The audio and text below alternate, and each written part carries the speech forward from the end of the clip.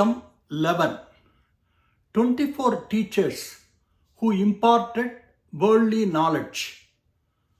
My next 9 teachers: birds, reptiles, insects, and a fish. The Avadhutha continues. Birds. My 9th teacher is the doe. Once in a jungle, a loving doe couple had babies they adored. While the parents were away finding food, a bird hunter trapped the babies. When the couple returned, they saw their trapped babies and jumped into the net. The hunter captured them all. Lesson learned. Excessive attachment to things leads to pain and deception. My 10th teacher is the crow. Once there was a crow that found a piece of meat. Other stronger birds, having no food to eat, attacked the crow to steal the food from its beak. In order to fend off the attack and find peace, the crow dropped the food from its beak. The lesson here is that worldly possessions often bring trouble. The way to happiness is through the thought that you don't want to own anything of your own. My 11th teacher is the python. The python does not actively search for food. It is content with whatever food is available to it. Even when the food is scarce, it is willing to endure hunger for several days. I learned from the python the virtue of being satisfied with what one has. My 12th teacher is the snake. The snake does not concern itself with where it lives. It will enter a building built by others, like a termite mound, and live comfortably. Like a snake, a person should cultivate the mindset that can find happiness in any environment, regardless of its nature. My 13th teacher is the fish. The fish sees the bait but fails to recognize the hook.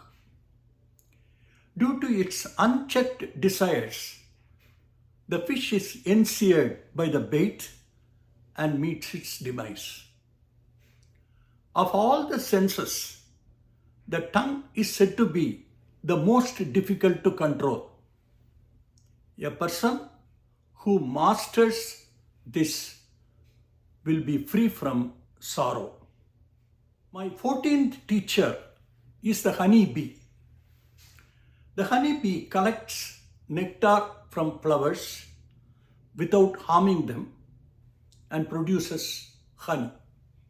Similarly, a person should seek alms from others without burdening them and without succumbing to greed.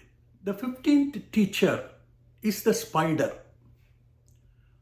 The spider creates a delicate web, plays with it, and eventually consumes it. Similarly, the Supreme Lord creates this universe and upon its completion withdraws it to himself. The Supreme Self is devoid of desires and transcends cause and effect.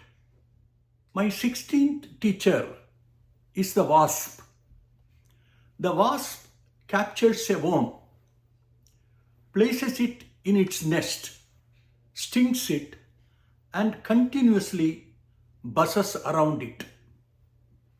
The worm constantly preoccupied with the thoughts of the wasp, eventually transforms itself into a wasp.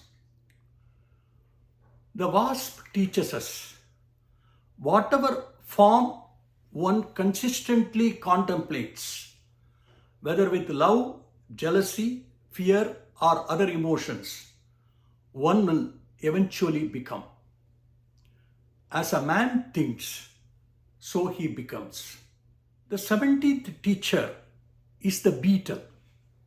The beetle is drawn to fire by the allure of its beauty, leaping into it and perishing within.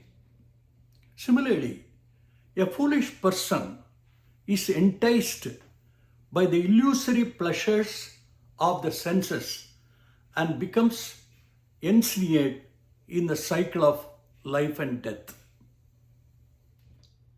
The beetle teaches us to control the senses, especially the sense of light, and to avoid succumbing to greed. The Avadhutha continues. Wait for the final set of teachers who taught him. Till then, yours truly, Raja Nagarajan.